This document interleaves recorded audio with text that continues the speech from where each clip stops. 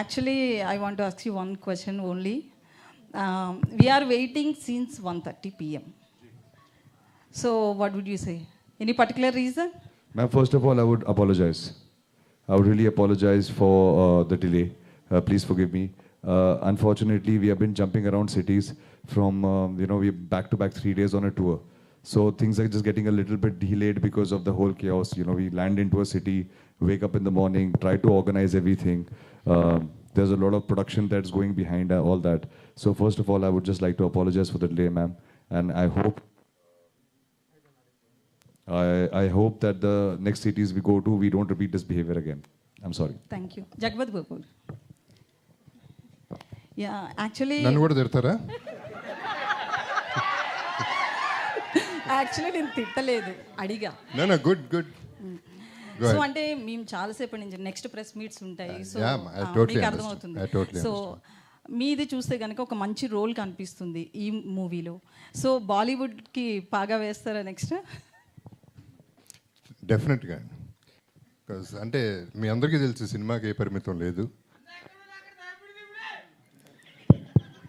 మన ఇద్దరం దబిడి ఆడుకుందాం.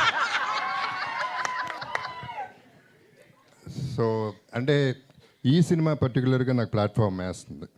So I'm going to settle down definitely there also. ఏమన్నా స్టోరీస్ వచ్చాయా నెక్స్ట్ ఈ ట్రైలర్ టీజర్ చూసిన తర్వాత బాలీవుడ్ నుంచి? వచ్చినాయి, బట్ దీని తర్వాత మంచి వస్తాయని వెయిట్ చేస్తున్నాను.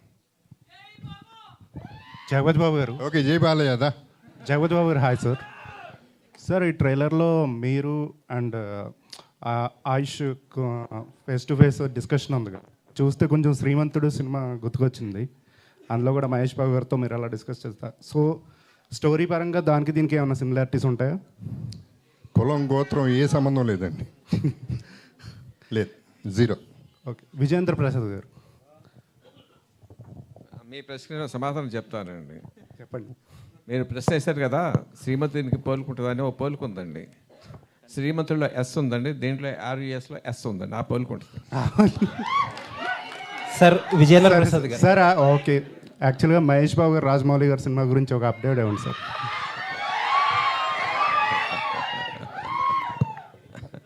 ఇది వెన్యూ కాదండి, అది దిస్ నాట్ ద వెన్యూ.